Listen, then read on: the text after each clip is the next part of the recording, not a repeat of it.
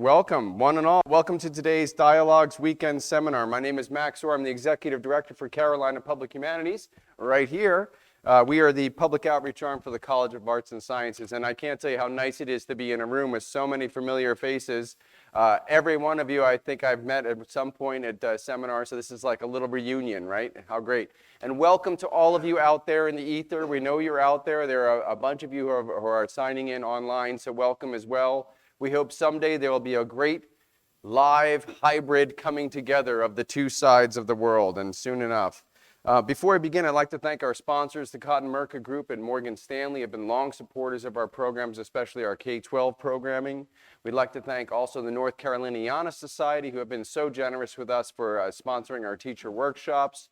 Carolina Meadows, a retirement center in Chapel Hill Retirement Community in Chapel Hill, has of course been a wonderful sponsor of our public programming, and our partner in promoting and putting on and publicizing programs, the General Alumni Association. So if you'd like any information for any of those organizations, we have them down there at our front desk, and of course Paul can drop some links into our chat box there. I also want to thank our hosts here at the Keenan Center, at the Keenan Flagler School of Business. This is a great room. Apparently, we have done things in this room before, but it was before my time, so it's been at least 12 years, and it's great to be back here at the Keenan Center, and thank everyone here for their help getting us set up yesterday. I want to also thank our staff, Vicki Breeden at the front desk, and I want to introduce many of you to Destiny Lee, our new business services manager, who was outside helping people get in, and hopefully she'll be in here so you can all meet her face to face later. We're really happy to have Destiny on our team. And I also, of course, want to thank Paul Bonici, who has been just doing just lights out work, making sure that people out there in the camera, pointing at the camera, can see everything. If I could just have our hands for Paul Bonici. He's really just working overtime and has become a whole new professional profile. So pretty soon he'll be in Hollywood. We have can I have members? I'm going to call out names, but we're a little bit behind schedule. We've got to have members of our advisory board. This is a heavy advisory board. Past and present members of our advisory board, please raise your hands in this room. Look at that. I feel like this is a test. The advisory board here is watching and checking up on us. But listen, I want to thank the advisory board for all their incredible support. Many of you have been helping us with doing things like greeting people at the desks, and any number of ways that you've been helped. Of course, your excellent advice and financial support are greatly appreciated as well. So thank you to our advisory board members. For those who don't know who we are and what we do, I'm going to very quickly explain. Carolina Public Humanities is the public service outreach arm of the College of Arts and Sciences, and it's our job to make sure that great scholarship is used to generate conversations about great scholarship in the community. And of course, we do that through these programs, our public-facing programs, but we have a very extensive K-12 outreach program with Carolina K-12, our subsidiary, and of course a wonderful state outreach program with community colleges. Just in the last 2 weeks, since our community college state outreach director is on maternity leave, so congratulations to Joanna Sirk-Smith, who has had a baby. That's wonderful. And also, by the way, Joanna is, this is an aside, has also received her doctorate, so she is now Dr. Joanna Sirk-Smith, so great news for Joanna. But the nice thing about maternity leave, besides having a new person to celebrate, is that I got a chance to do a lot of this community college work, and going out to Robeson County, Wayne County, we did programs in Pitt County, just to see how effective this program is out in the various communities throughout North Carolina. It was very gratifying. Very quickly, for those, I'm getting a little rusty on this. I remember we used to do this all the time. The agenda here tells you what we'll be doing. Each speaker will speak for about an hour. They have an hour and 15 minutes, so whenever they stop, we'll take the rest of their time for questions. During the question and answer phase, it's a little complicated because we have two different audiences. I'm going to try to bounce between questions from here and questions from there. When it's questions from here, wait for me to come with the microphone so that people out there can hear your question. Was that too complicated? No. Okay. You got it. I will remind you again of how that works. Please fill out our evaluation. We love your praise. We are very interested in your comments, and we take your criticism very seriously. So please fill out this evaluation and let us know what you're interested in. We love your ideas. Many of the seminars that we put on are, in fact, generated by your interests. So if we can find faculty to meet your interests, we would love to put on seminars. Use your imagination. Tell us what you'd like to do. Maybe we can find some great speakers. I will point out some of the stuff on the other side of your packet later, I do want to say that Dr. Naiden will be speaking first, and he has a wonderful handout here that we recommend you all take out to accompany Dr. Naiden's talk there. And Paul will be providing access to the material to the online audience as Dr. Naiden talks about it. All right, very quickly, I want to also, it looks like I'm running up against time, so Fred, I'm not going to have an opportunity to read the entire bio here for everybody, but Dr. Fred Naiden is a distinguished professor, very generous with his time with us at Carolina Public Humanities. He's done all sorts of great work on anything from Hellenistic Egypt to, of course, we've talked about sacrifice, we've talked about military history, all sorts of wonderful topics. And you can see he's very well published, and including Soldier, Priest, and God, The Life of Alexander the Great by Oxford University Press, which will inform a lot of this discussion. And finally, I just have a few things to say about biographies and greats. I just finished the biography series that we were running throughout COVID. It was called Lunch with Friends and Strangers. It was a wonderful program where we spoke for an hour with a faculty person about anybody. And we've done just any number of really interesting people. We're going to continue that. That particular program is going to end, but we'll have more biographies. But the thing about biographies for historians is they feel a little old-fashioned, but they're, of course, nonetheless fascinating. We always are sort of working against the great man idea of history, that individuals can be these things that stand above and beyond the context from which they arise. And both of our scholars today know that context and historical context matters, but also isn't it fascinating what individual people can do and to learn about context from looking at individuals? And I think we'll have a great opportunity to do that. They're windows into even more fascinating, broader and bigger ideas, and I know we're going to get exposed to that. So we don't want to waste any more of our time. We want to get right to the great stuff. I have to say, having a name like Maximilian makes this easy for me. This is a seminar I feel like is, right down my alley. But without further ado, my colleague, my friend, Fred Naiden. Thank you.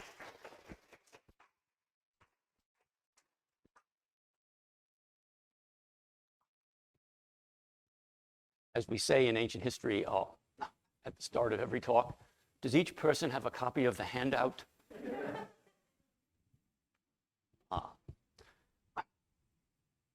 You'll notice in the title that I've put the words "the great" in parentheses.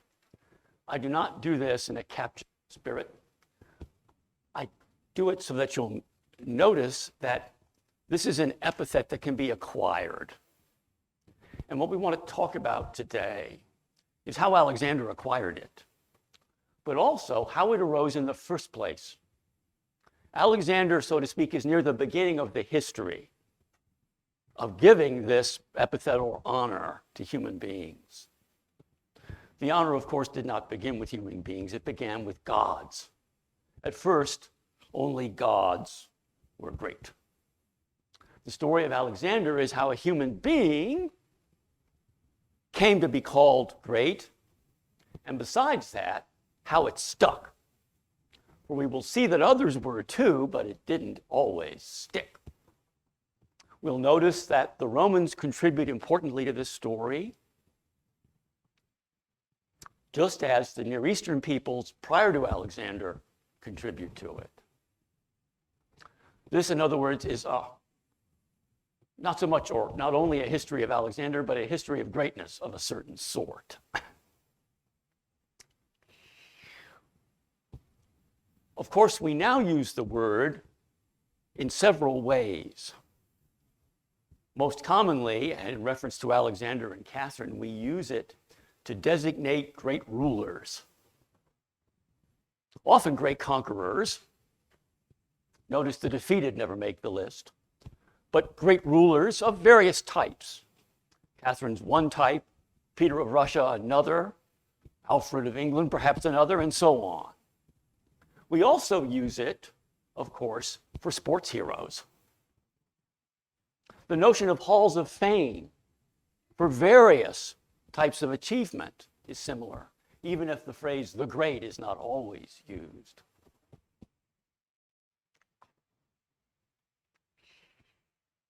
How did it end up this way?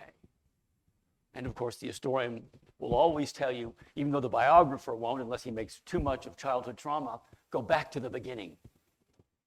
And so, if you look at your handout, let's go back to the beginning.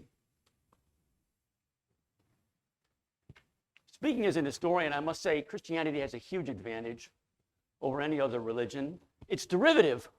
You can see its own past, so to say, inside it. Read the New Testament, there's the Old, implicitly present. And behind the Old Testament, earlier writing, much of it Babylonian, which had some influence on the Old Testament. Item 1 takes us to the Acts of the Apostles.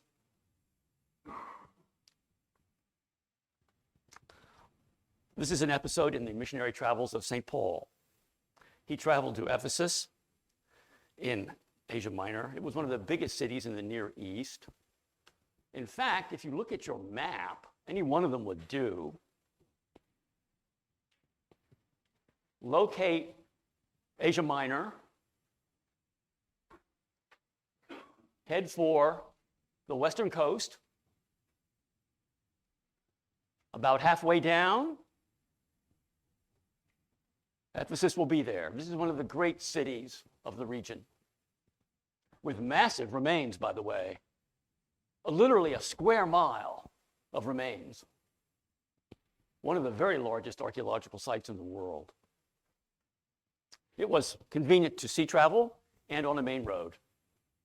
So Paul goes there, spreading the new religion. It's a likely place. Christianity is spreading in cities, in the Greek eastern half of the Roman Empire at this stage. Paul himself illustrates this through his own life. He knows Greek, and as he self-importantly says, is also a Roman citizen.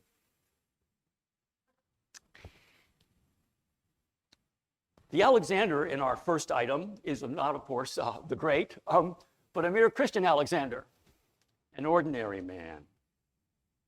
And he's preaching in Ephesus.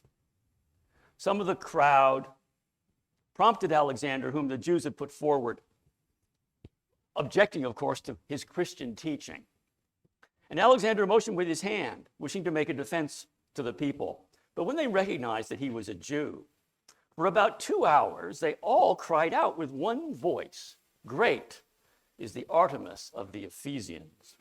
And when the town clerk had quieted the crowd, he said, "Men of Ephesus, what man is there who does know that the city of the Ephesians is temple keeper of the great Artemis and of the sacred stone that fell out of the sky?" And of course, everyone knows this. And this is why there should be no objection to the obnoxious Christian. He can't possibly prevail against the great stone that fell out of the sky, and Artemis besides. It is quite hopeless. And the crowd is satisfied, but the speaker adds, you can, of course, after giving up this unnecessary riotous assembly, you can, of course, sue this Christian for defamation in the courts of Ephesus, because he has somehow implied merely that Artemis is not great.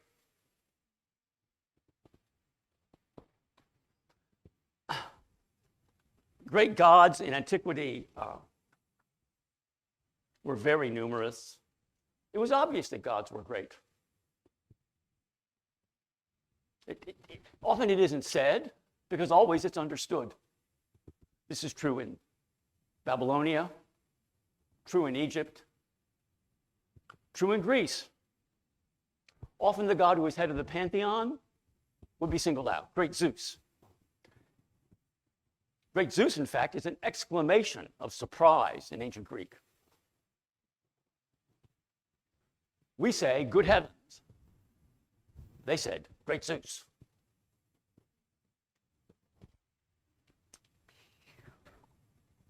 Let's talk a bit about the ancient languages and their words for great. This may seem merely philological, but it will help us some.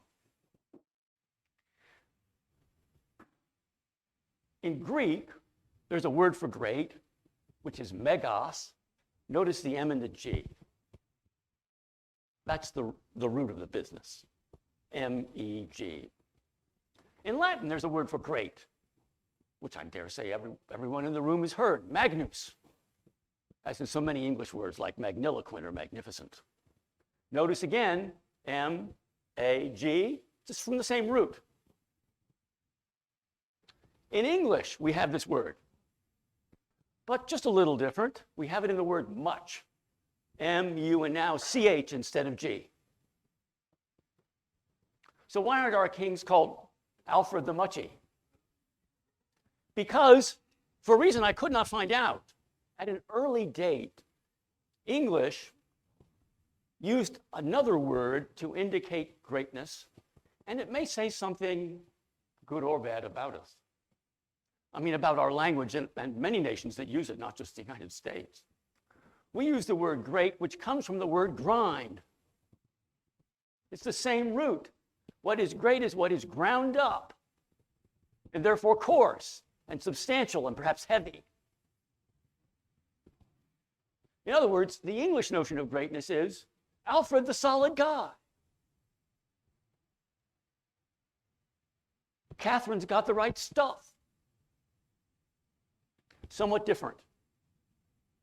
We're dealing now, though, with ancient societies that don't have any malto meal mixed up with their notion of greatness. We're dealing with size, strength, the things that muchness imply.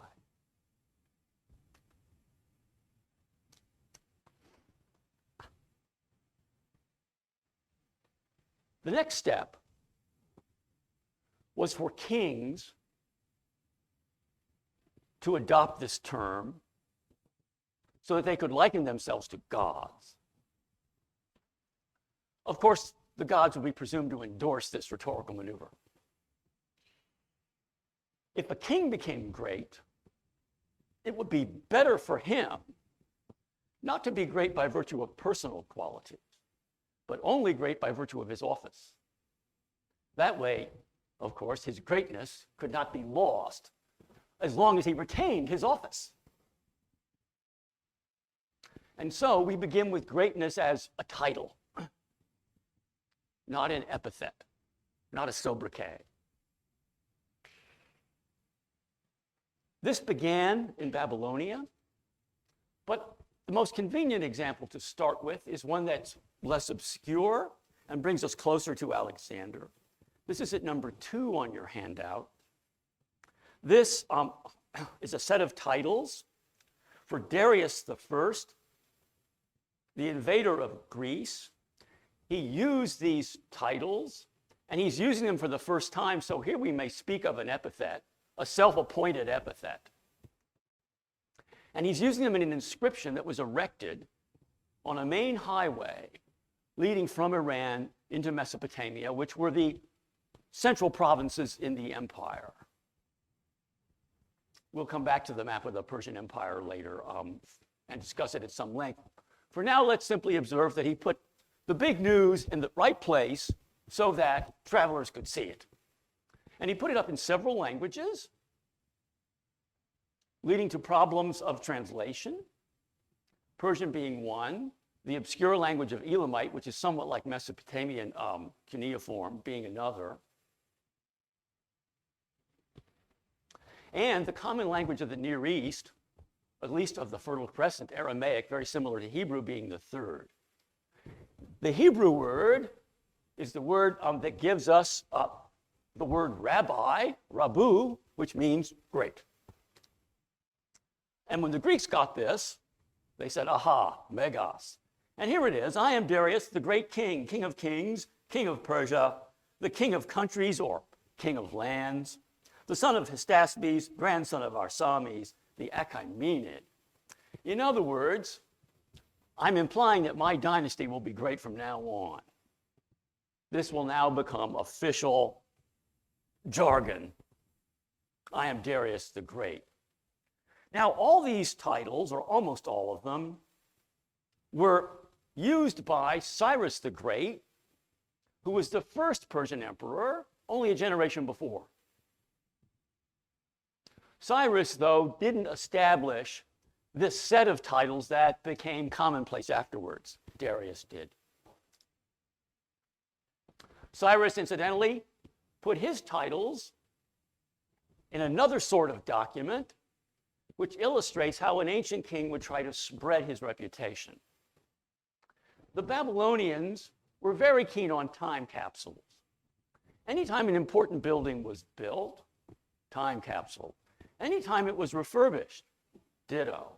And Mesopotamian buildings were constantly being refurbished because, of course, they're made of mud, dried mud. They can have beautiful enamel put over them, and that will help. But still, the weather will get the better of the mud, and they're constantly being rebuilt, even the most famous ones, like Nebuchadnezzar's palace. And so, time capsules are constantly being installed in the basements of these buildings, announcing that they've been refurbished. Cyrus installed a time capsule of this sort when he came to the throne of Babylon. And it was a cylinder, yay big, crammed with cuneiform, and including these titles, which precede Cyrus's generous announcement that he is providing for the maintenance of the public works in the greatest city in the world, which is how the Babylonians, by the way, thought of themselves, and quite accurately too. The population of Babylon at this point far exceeds that of any other city on the planet, perhaps 500,000. In other words, greatness is not arbitrary. We'll see, especially when we use the maps at the end of this lecture, how greatness has followed political and economic power very faithfully. So, I wrote about this somewhat in my biography of Alexander, and the reason was my background, but to point out that sort of title, this sort of greatness, was something to which no Greek king ever thought to aspire. Certainly no Macedonian. The Macedonian king was called, but that was all. Great king of Macedon? Absurd. The Persians would laugh at it, and so would the Greeks. So, this is the background. Great kings in Babylon, especially the Persian king, arrogate this divine honor to themselves. Notice, though, that this is a name, an epithet. They don't demand that they be worshipped. They don't go that far. Not in Mesopotamia. Now, in Egypt, a somewhat different case obtains. In Egypt, the pharaoh, as we'll see shortly, was a quasi-divine being. He was regarded as the son of the chief god, Amun-Re. He wasn't exactly a god, that's too strong, but he was a divine being, something of a god. However, even though that is true, he was never worshipped on his own. It was always in connection with a god in the strict sense. What we do find in Egypt, though, is because of the close association of the pharaoh with the god, his quasi-divinity, that there's no such phrase as Thutmose the Great, Moses the Third, Egypt, who conquered Syria, for example, to say Syria. No, it's never used. Even the pharaoh's status is high in a peculiar way. Alexander, of course, will encounter both of these kingdoms, the Near Eastern kingdoms and Egypt, in the conquest. In Homer, of course, no one is great. Agamemnon, who is the chief Greek ruler, is incompetent. Achilles is the better man, as Homer carefully says. Homer never says Achilles is the greater man. Agamemnon is merely a flop. The other kings are petty kings, and they know it. The most Homer will say about Agamemnon is he ruled greatly over the Greeks. Well, the Achaeans, they don't call themselves Greeks yet. But ruling greatly is a far cry from being called the great, let alone being called a god. You remember how poorly Agamemnon fares with Zeus, who undermines him by sending him a mistaken dream. This is exactly what being called the great is supposed to prevent. If you're called that, Zeus will not send you a mistaken dream. If you're called that, your public relations are in order, and they stay in order.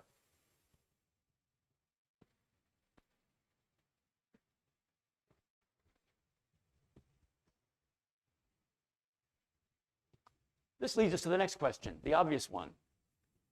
When does the rest of the world get in on it?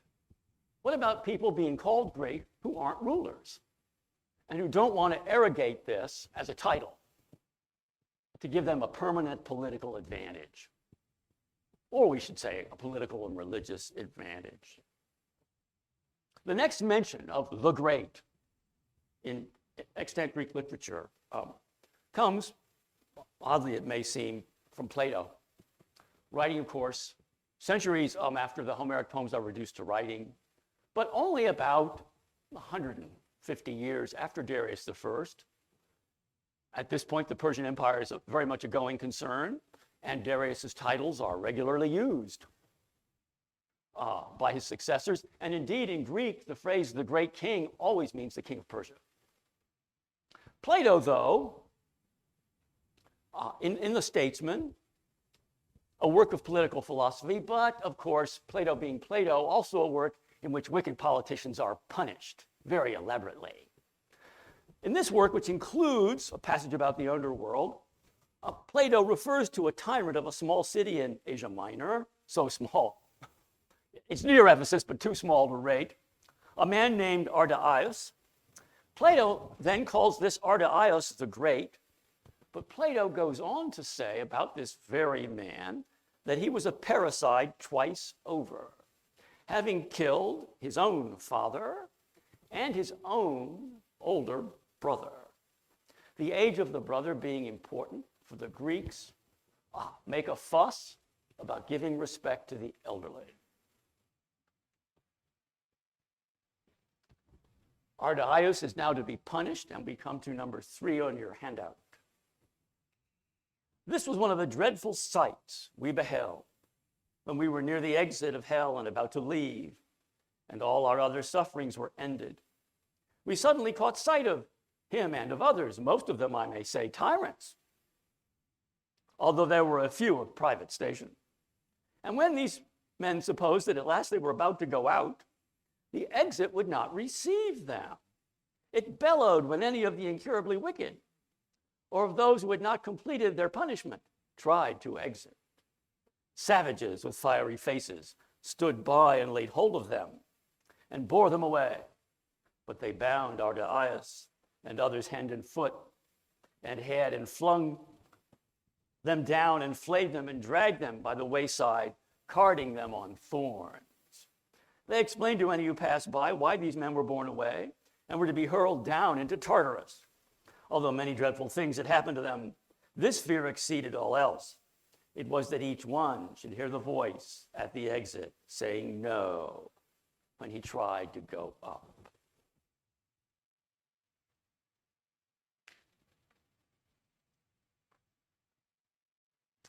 This then is the fate of the individual ruler. The first one, that is, to be called the great in any Greek text. It inverts the Persian notion of a king and a king alone being great, and every king thus being great. The Greek ruler is a wicked individual taking power wrongly. The Oriental ruler is an anointed ruler taking power legitimately. One is unique or at least rare. The other is stereotypical. If a tyrant could be called great, so could a range of other people, including those who were admirable rather than wicked in private life. One example of a positive Greek civic use of this epithet concerns not a ruler, but an athlete and a soldier. We don't have an exact date, but it's about the same time as Plato or a little earlier, perhaps a generation. This man was a victor in Olympic wrestling and a soldier who saved the important Greek city of Corcyra from its enemies. The inscription on his tomb calls him a great hero, quote unquote. This inscription, which is number 4 on your handout, presents difficulties being fragmentary and written in a Homeric meter somewhat like English heroic verse. I apologetically translate it as a winner at wrestling in many stadiums, bringing praise to his excellent family, Macedonian Megatherses lies here, shut up in the tomb, never married, dear and sweet to his friends, without hatred, a light shared among citizens. You great hero, you saved all the shrines of Corcyra in battle. The italicized words in the translation have been supplied by myself or other scholars.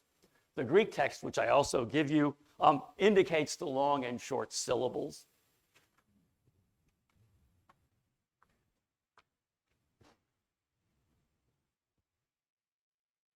Here we have a counterpart to Plato's tyrant and parricide. Besides being a young man of good character, not a superannuated politician, the hero is an immigrant, a soldier and a defender of sacred things. A better versifier than I has sung his praises. This kind of greatness would be superfluous in a god, inappropriate in a Persian despot or Egyptian pharaoh, and impossible in a tyrant or a criminal. This hero deserves what the term hero implies in ancient Greece, to be venerated after his death by annual rites of sacrifice performed at the site of his grave, as though he were a friendly but powerful ghost who could continue to protect the locality after his death. To make the same point in another literary way, he deserves to be compared to the heroes in Homer, even though, as I've stressed, none of these legendary heroes are called the great in the Homeric poems.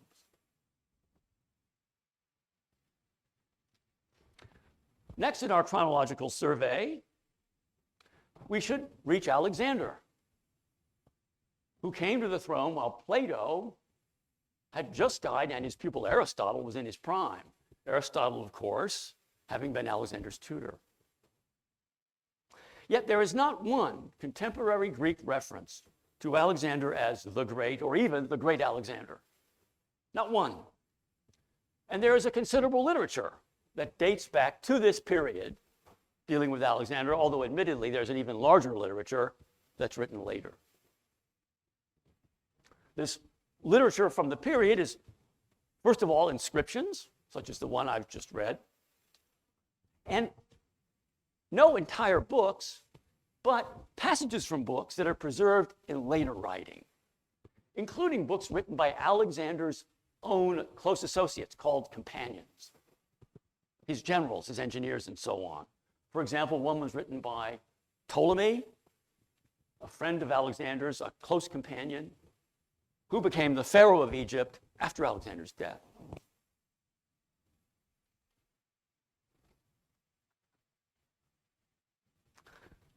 Ptolemy is quoted often in one of the surviving complete books by a later historian named Arrian, writing under the Roman Empire, but never this. And Ptolemy is adulatory towards Alexander. And yet, no, never this phrase. Of course, Alexander conquered the Near East. Alexander became pharaoh.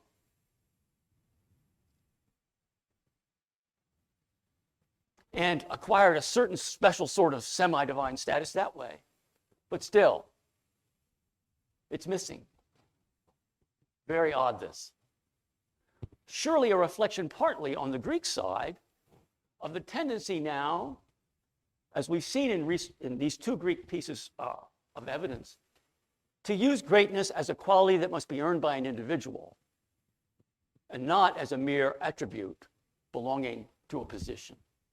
But however that speculation goes, let's look at Alexander in Egypt. We're now at number 5. Like all pharaohs, Alexander had 5 titles and epithets added to them. Let's go through the list.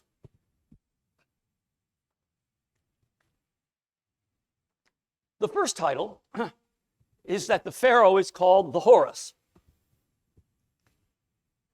The pharaoh is thought to be another instantiation or version of the god Horus, who is the son of the chief god Amun-Re. Horus was the first pharaoh of Egypt, and every pharaoh, every human pharaoh is imitating him, replacing him, officially speaking, becoming him. So Alexander does this task. He is the Horus. He's pharaoh. In other words, he's ruler of rulers of the entire land.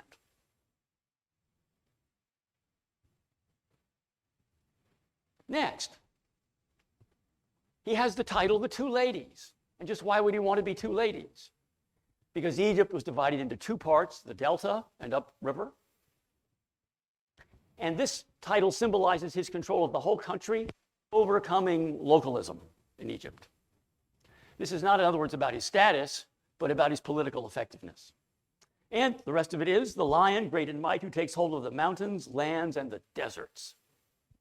Now, this might take Alexander outside the Nile Valley. Here we should notice that Alexander, of course, didn't choose these titles, which surviving Egyptian hieroglyphics. No, the Egyptian priests did.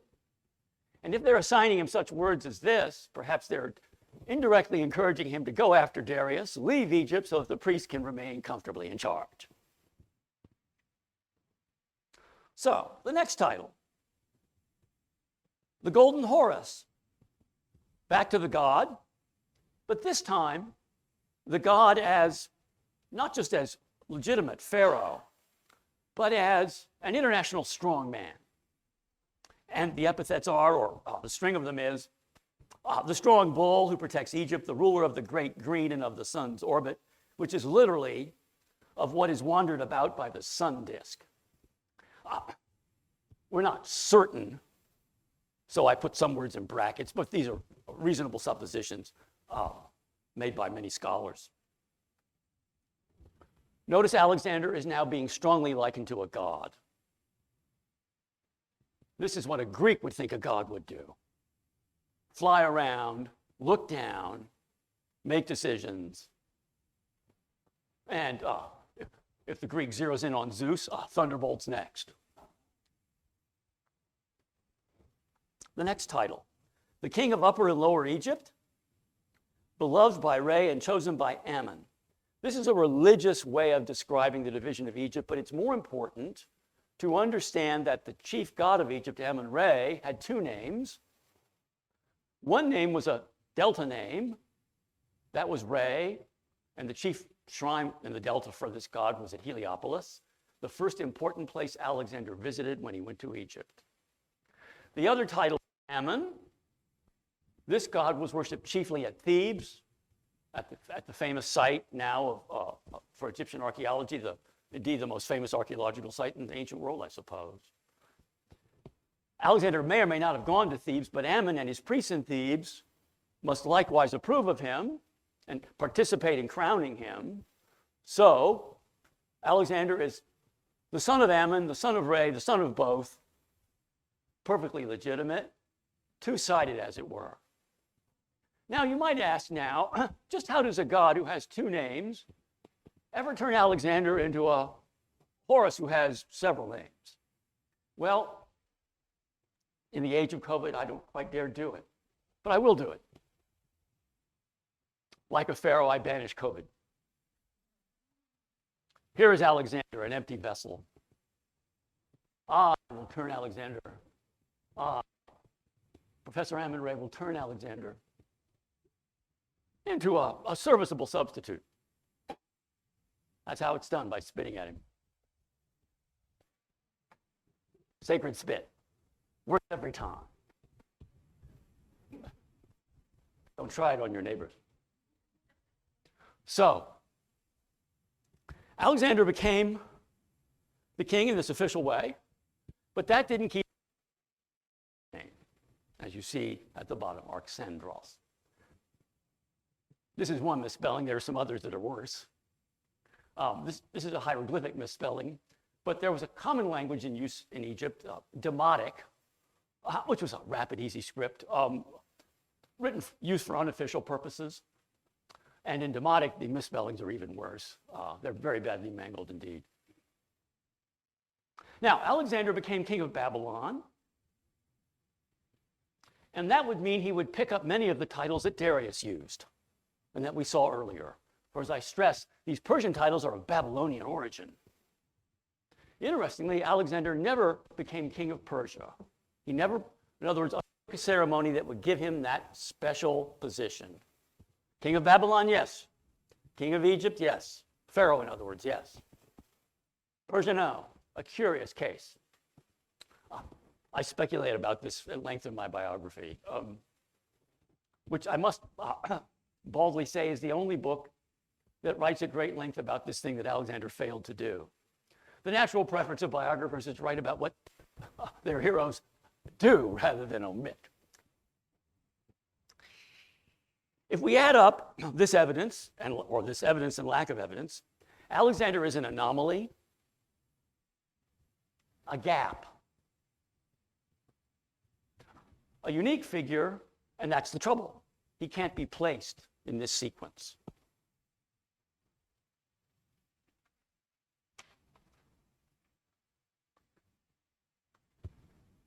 The Romans will help us in a few minutes to put him in the sequence, but let's notice now what happened after his death, that's to say immediately after his death, among his generals who divvied up his empire, taking sundry parts of it. Ptolemy took Egypt. A general named Seleucus, after some civil wars, ended up with the Near East, or most of it. And there were others, but these are the two main ones for our purpose.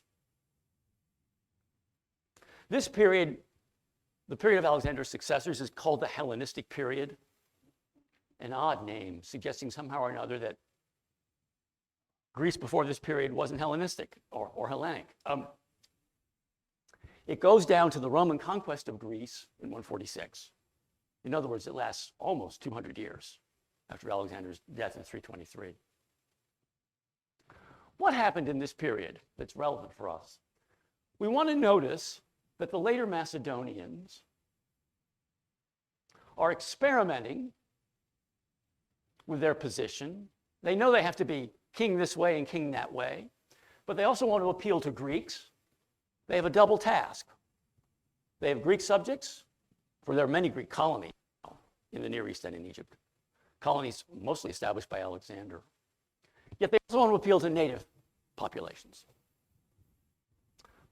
Let's take an example from Ptolemy's grandson, Ptolemy III, ruling in Egypt. He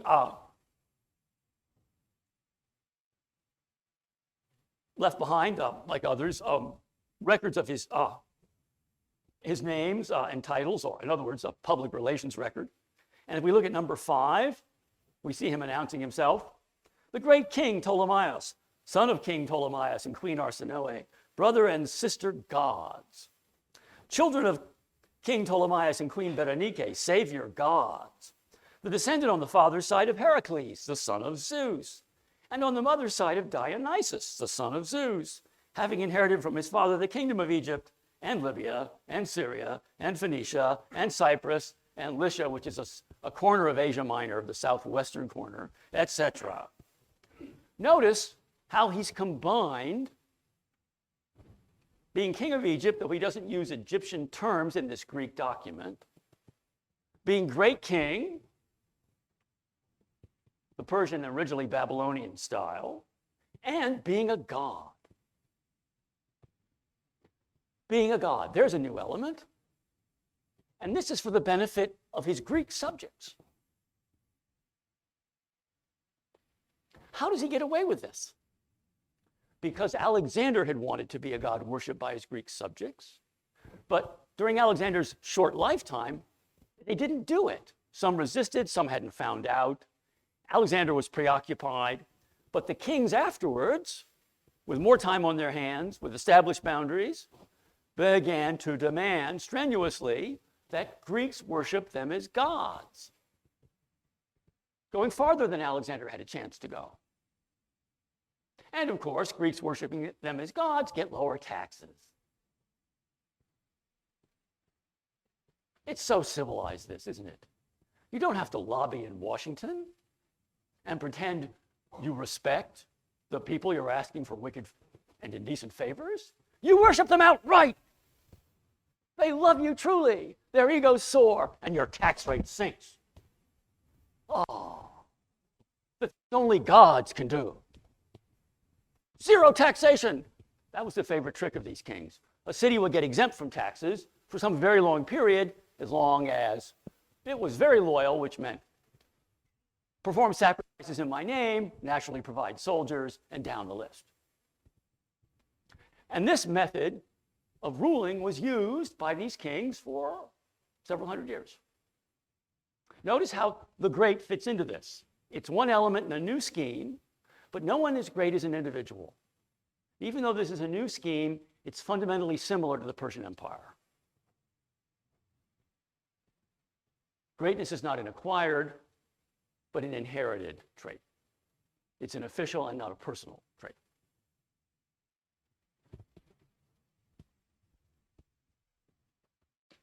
Now, at number 7, you'll see a typical list of these rulers made by Greeks in the Seleucid, trying to keep track of it all. And what you'll notice in this list of names, which are mostly Seleucid names, is that they're called the Great or the Divine interchangeably. There's no difference in effect between the Greek word, which literally means godlike, and the Greek word meaning great, megas. This illustrates how similar to the Persian Near Eastern business this still is. Could Darius see this list? He would nod. And he would simply say, no Persian king would be so foolish as to pretend he was a god. And then be duly informed by his priests of the Magi, our religion is superior to theirs. We have a nobler, loftier conception of God in which he can't be likened to a human being. The Greeks are backward, but they must be tolerated. The Persians practice a policy of religious tolerance, always reserving the best religion for themselves. The true monotheism, in which God and man are very much distinguished one from the other. Well, the Greeks didn't seem to, or the Macedonian successors to Alexander, didn't seem to learn this lesson about human modesty. And we'll give one example of a king who went farther in the direction of pretending he was a god than Alexander did, or even these others. This is Demetrius the Besieger at number 8, who was called the Great King, and Demetrius the Great. Notice that second phrase suggests personal quality, not official standing. There's a life of Demetrius in Plutarch, who compared him to Mark Antony. Demetrius took being a god rather more seriously. He received sacrifices in person. He replaced the Delphic oracle with his own pronouncements. The gods retaliated, Plutarch piously says, writing long afterwards, by sending him bad omens that Demetrius refused to acknowledge. And then the gods caused defeats that led Demetrius to end his career in defeat and ignominy. He became, or rather, he had been Demetrius the overly great, and it ended up as Demetrius the less than great. An object lesson to pious Greeks who would wish to become more like gods than the royal convention would allow them. Notice this is Demetrius, not Alexander. Alexander never made these religious blunders, and the record on Alexander is blank. There's no Alexander the Great in the sources at this point. Where then did it come from? The Romans. Calling Alexander the Great is a Roman idea, granting that when we speak of the Romans, we're including those writing in Greek under the Roman Empire. How did this start? The Romans have their own tradition of greatness. It goes back many centuries. The first example so ostensibly dated to 494 BC in the second decade of the Roman Republic, is the successful commander Marcus Valerius being honored as Maximus because he had saved the young Roman Republic, as at number 9. His descendants inherited the name, and they were called the Valerii Maximi. Another general, Quintus Fabius, earned the epithet Maximus for the victories that made him a consul, a record-setting 5 times in the course of the 4th century BC. Maximus was added to his cognomen, his last name, Rulus, which meant beggar or boor, so that he became Quintus Fabius, the very great boor and beggar, which is no contradiction for the Romans, for whom greatness could be rude, and for whom generals could be bumpkins. Think of that paradigm Cincinnatus, who was supposedly plowing his field when the message came from the Senate, asking him to take command of the Roman army and save the Republic. Now, the descendants of our hero were not called boors, they were simply called Maximi.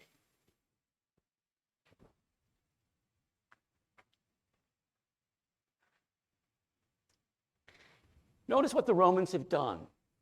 They've given greatness their own twist. They've made it inheritable through a family, that is, a family of private persons, something altogether new. They've made it, in other words, part of family reputation and family loyalty. Compare the Greeks, whose notion of a great man was an Olympic winner.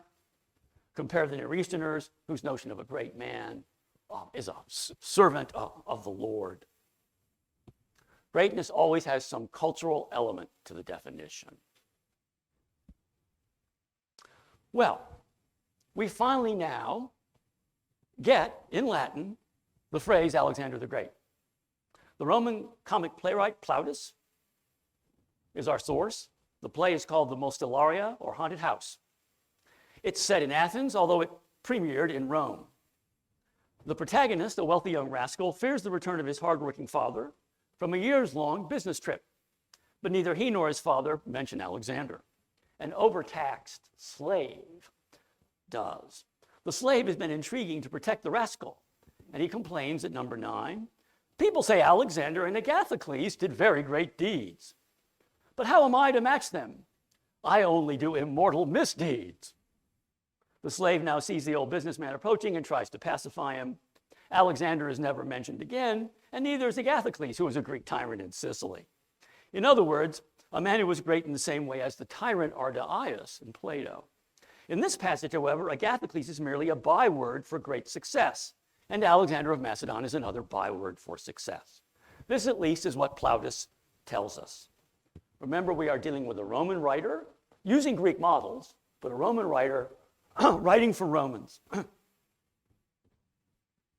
So, a poorly informed but clever slave, mainly interested in comparing Alexander to himself, thus spoils, we might think, an honorific term by adding a comparison to the tyrant Agathocles.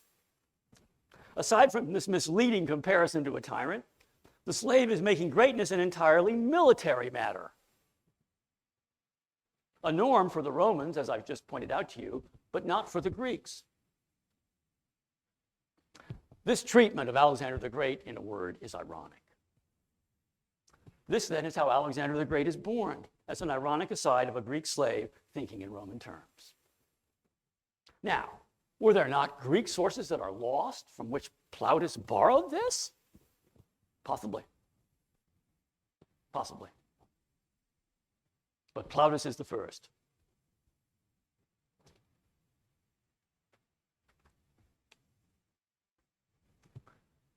Meanwhile, the use of the epithet the Great becomes even more common than in the past. We get fewer Maximi, but more Magni. Pompey is famously called the Great. He earned this epithet by obtaining a military triumph at a young age and following it with another. This, of course, would suggest Alexander, who achieved great things at a very young age. Plutarch, though, who was writing about these Roman greats in some of his lives, takes a distinctive attitude. He uses the term the great for many leaders, some of whom are morally dubious, like Themistocles, who is said to foster an image of himself as great. In other words, to play public relations with the word. Meanwhile, Latin writers are arguing over who is great and who isn't, and the list tends to get longer. Pompey is great, Caesar is great, down the list. Plutarch also has a different reservation concerning Alexander. He reports that the Romans are sure they would have defeated Alexander in battle if he had invaded Italy instead of going east. Expanding on these doubts, Plutarch used his essay on the fortunes of Alexander to ask whether the conqueror owed his success to luck or his own merits. Plutarch is implying that greatness may not be intrinsic, another step away from the Persian and Mesopotamian notion of a king or a god being great by definition. Now, Plutarch is writing at the start of the 2nd century in Greek, in other words, under the Roman Empire. Alexander and Pompey and Caesar are all in the past. The Roman Empire has ceased to expand and will soon shrink. Conquest itself is becoming increasingly out of date, and being conquered by an invading barbarian is increasingly likely. This affects the mood of the writers who talk about Alexander the Great from this time onwards. They're more skeptical or argumentative. An example concerning Pompey comes from Valerius Maximus. He calls Pompey Pompeius vero magnus. In other words, he was truly great.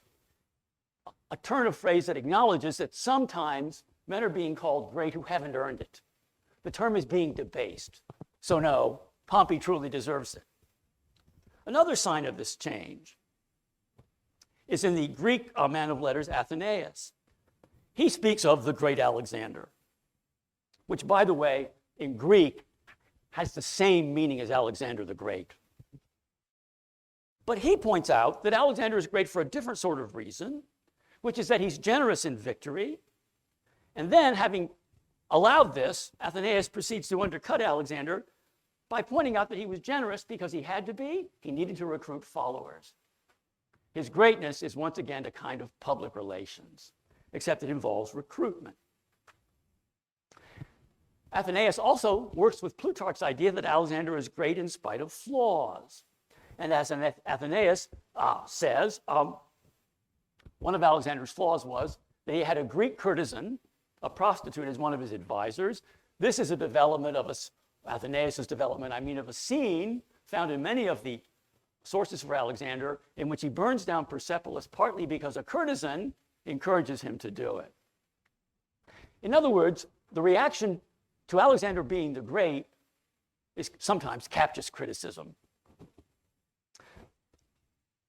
Suetonius, a somewhat earlier writer, writing on the mere subject of childhood games and sports, says Alexander the Great, and that's the phrase used, liked playing ball. And this is perfectly understandable because, after all, many geniuses like playing ball. Sophocles, the tragic playwright, liked playing ball. The great man, in other words, no longer needs to behave regally. He can behave playfully and still be great. Now, all these writers still hold fast to the basics, which are, of course, conquest and the establishment of a great kingdom. To reject this basic requires, shall we say, an extreme political and philosophical stance. I'll give you one anecdote. This again comes from the later literature, from yet another late writer, who's describing the philosopher Diogenes the Cynic. The Cynic philosophers were the philosophers who lived like dogs. This is what the word cynic means. They lived in the street as homeless people. Diogenes did. And he was famous for his philosophical but pointed remarks. Alexander sought him out. If Alexander indeed is seeking followers, as Athenaeus says, he's seeking out Diogenes too. So he seeks him out, finds him, and Alexander asks the famous Cynic, "What can I do for you?" And the Cynic says, "Get out of my light." This is Alexander the Ungreat. But who is saying so? a homeless man, a virtual dog living in the street, a man who doesn't need anything that Alexander would have to offer.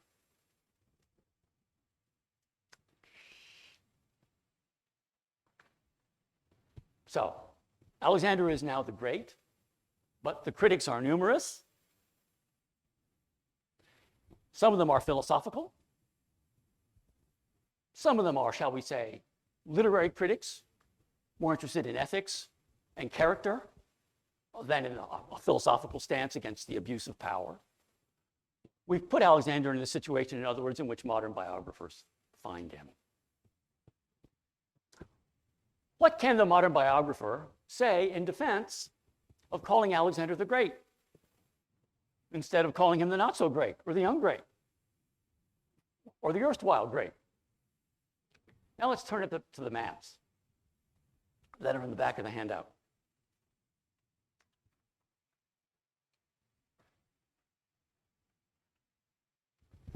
Here's the first one on page 5. This shows the Assyrian Empire.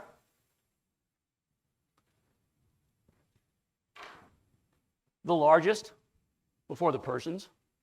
It shows it in several versions. The point's obvious. This is Egypt and the Fertile Crescent. This is the biggest state in history at this point. The Chinese would soon be bigger, but not yet. This, by the obvious military standard, is greatness. Though, of course, the Assyrians are so very wicked, as the Bible is our main source for them, no one ever says Assurbanipal the Great. So there it is. Flip over and look at page 6. We've now come to the next stage, and not long after. The empire that's lightly colored is the largest. You see it? The Empire of the Medes. Notice how much bigger it is than the others. And of course, the next thing that will happen will be the Persian Empire, which will be bigger still. Empires are getting bigger. They're rapidly getting bigger. After many centuries in which they grew in size only slowly or intermittently, they're now getting decidedly bigger from one century to the next.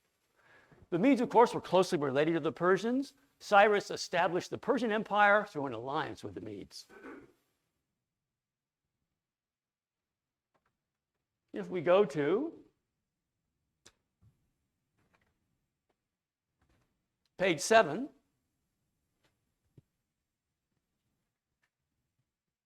you can see here, bigger still.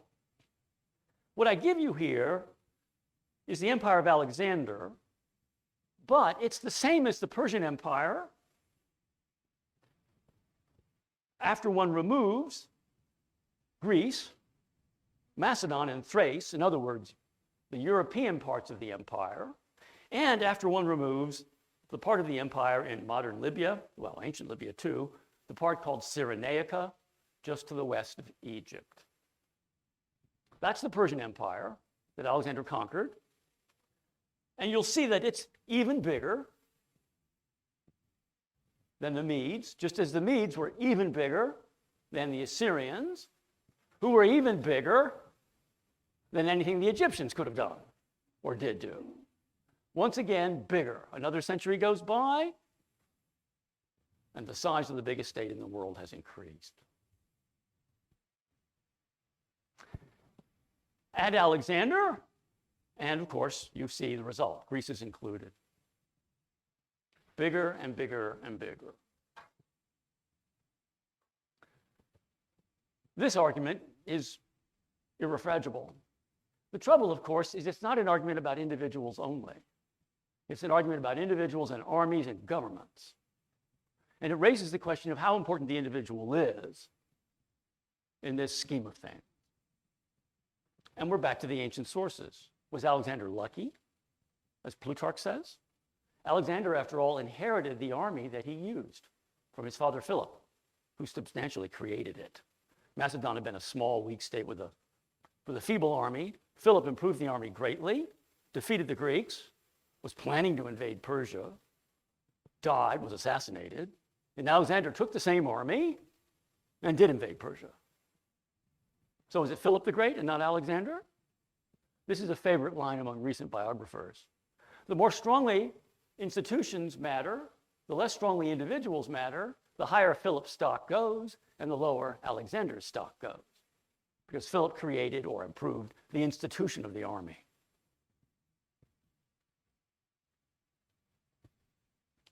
Of course, there's another way to look at it. If we're thinking of the individual and not the institution, we ask,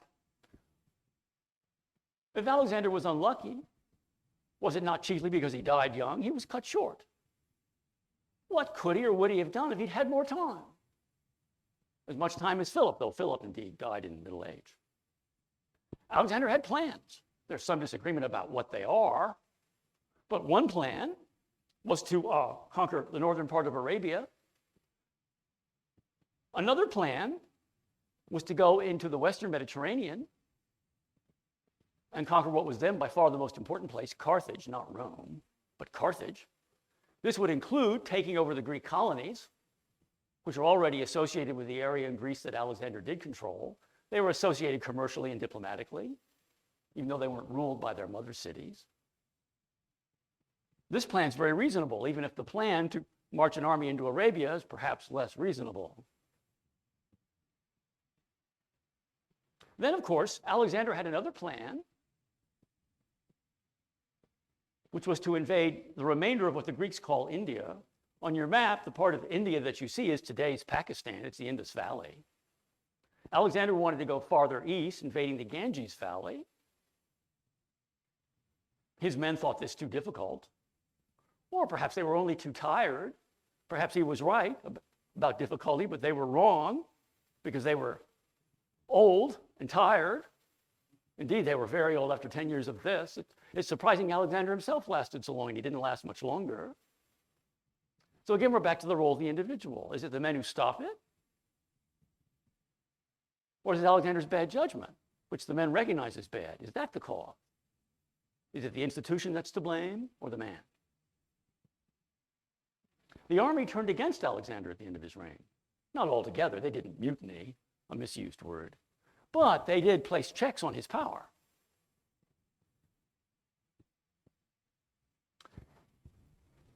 My own opinion of this is that Alexander had a much harder time, in effect, sharing power with his army than he had sharing power with priests in Babylonia and Egypt. He made bargains with them, and these were administratively successful bargains. Part of Alexander's greatness is learning how to rule people very different from himself. Alexander is the supreme example, long before Joseph Conrad, of going native and getting away with it. The best in history at this, even better than the British, which is saying something. For if I had to describe Alexander's success in a single phrase, I would say he did it with showmanship, the same way the British conquered India. Think of what the conquest of India was. This is something easier for us to grasp. Tens of thousands of British regulars ruling a country of several 100 million people. This can't be done mainly by force.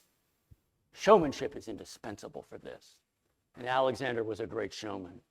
This is what religion achieved for him. And it achieved it not because it was showmanship to him, but because for him, these gods are all very real. In Alexander's mind, Zeus is the same god as Ammon and Re. In Alexander's mind, Zeus is the same god as the chief god of the Babylonians named Marduk. Alexander had a similar scheme ready for India, except it was confused and didn't match up with the Indian gods. And yes, Alexander seems to have missed a step in Persia. I don't claim his record was flawless, but if Alexander was a great man, he was great by fusing himself culturally with the identities of the peoples whom he conquered. He became someone other than himself, and thus became himself. Thank you.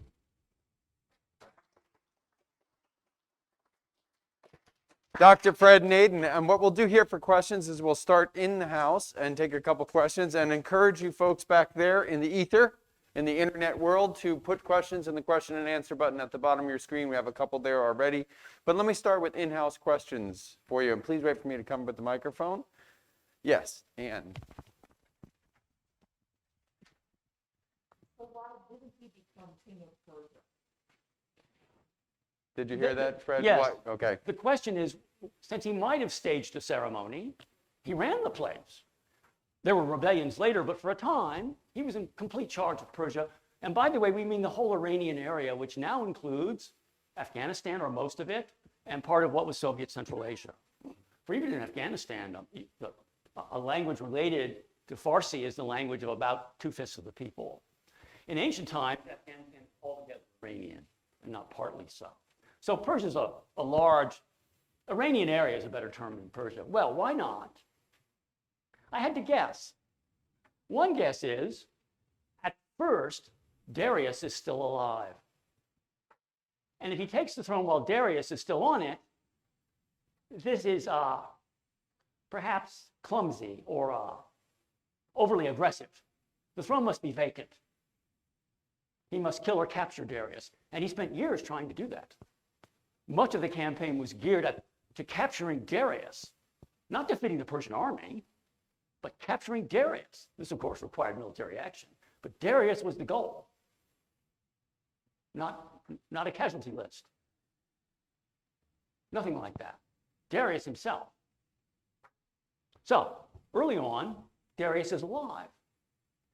Crucially, Darius is alive when Alexander arrives in the Persian cities where such a ceremony could have been prepared or could have occurred.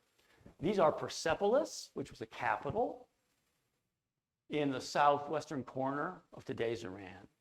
And near it, a much less well-known place that will be on your maps, Pasargadae, which was a ceremonial center, where Plutarch tells us, and has never been contradicted, Plutarch tells us Pasargadae was where the ceremony must occur.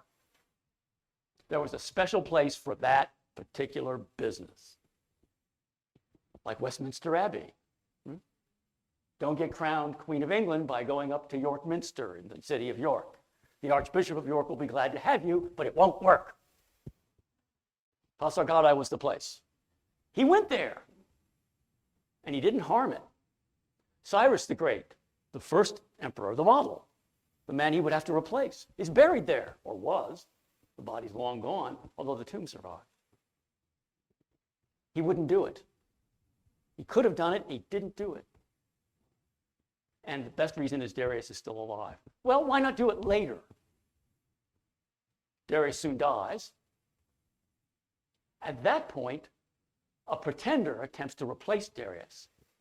And Alexander decides he must kill the pretender. That costs more time. By now, several years have passed, and he's very far removed from the sacred site that he must use to become the king of the Persians. And of course, he's killed tens of thousands of them. At this point, perhaps he thinks, they won't have me. This is related to the question of whether he mistreated the Persians, even though he did not mistreat Egyptians and Babylonians. And there's some evidence that he mistreated the Persians, or rather his men did. One important Persian shrine in a city near present-day Samarkand was destroyed by his men. And destroying shrines, this was a very bad business. This was the worst possible public relations. There's no other shrine that the men destroyed that we know of in the course of the campaign. Just this Persian one located near Samarkand. But I'm guessing none of the Greek sources deal with this. Except with Pasargadae, Plutarch does tell us what that city was for, and the architecture that's been found there confirms this. It's evidently a ceremonial center, and the founder of the kingdom is buried there. The ceremony is an odd one. What the king had to do was take off all of his royal clothing, take off all of his fancy gear, you might say, dress like a nomad. In other words, like a primitive Persian. Eat terebinth root and get water splashed on him through the offices of a water goddess. And that would be it. Altogether different from the ceremony we think of, the English one. As simple as that one is complicated.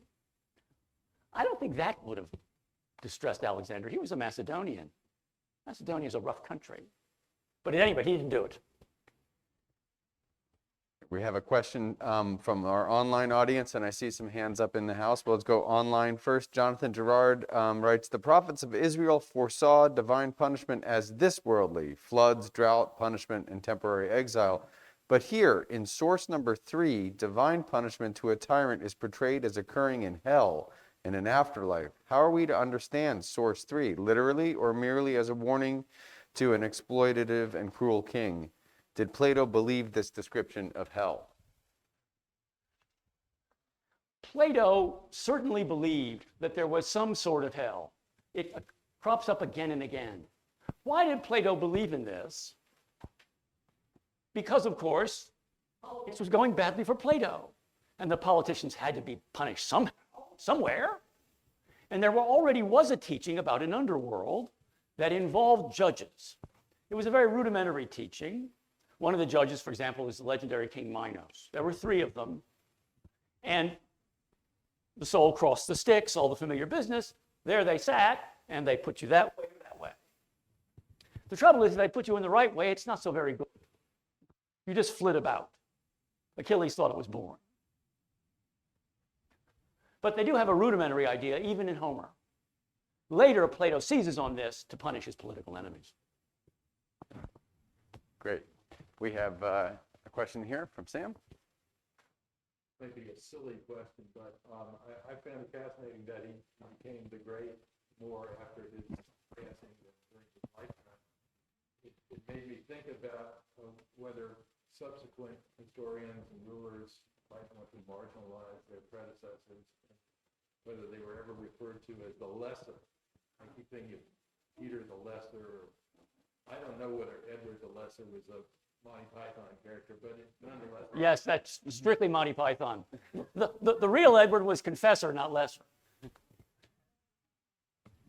Do we ever have the downgrading? Just to build off Sam's question here, is there a historical trend to downgrade with particular epithets in? Well, how many people in this room knew Pompey was the Great? Pompey did. Oh, well, Pompey made the cut, did he? I'm surprised. Okay, let's take a look and see if we have something online, and then we'll come back and do. I'll make one more comment. Yeah, please. I don't know of any country, I mean modern European country, evidently imitating the Greeks and Romans, except Russia, that has more than one ruler designated great. There aren't 2 English greats, there's just Alfred. Sorry, Elizabeth. There are 2 Russians, though, almost back to back. Interesting. Questions from our in-house audience? Yes. Dr. Tyndall. When did the term Alexander the Great become widely used in the historical record? Well, by the end of antiquity, among the various writers I'm naming, it's current. And then it's picked up again more in Renaissance than medieval writers, because the Renaissance writers have read more of the ancient sources than medieval Europeans have. Questions from our in-house audience? I would just like to emphasize that when your name is Maximilian and you are finding out in your whole life you've been made fun of as a little child for having Max in your name, and I'll just let you use your imagination, when you have to find out what your name means and you find out it means the greatest, it's a pretty great thing. That's why there are no Maximilian the Greats, right? Because it's already in the name. Perhaps. On the other hand, Maximilianus is a Roman word, but what it would mean, I have to sadly tell you, Highest of is thousands. not that you're named Maximilian exactly, but that there is a person named Maximus to whom you belong as a slave. Oh, well, that's great. That's great. That's great. You just ruined my childhood, Fred. Questions from our in-house audience? Any? And don't be shy, folks. You're only being broadcast to thousands of people out there in the internet. Now I'll check online here. Oops, that's not us there. We know questions here. Well, let's put our hands together for Dr. Fred Naiden.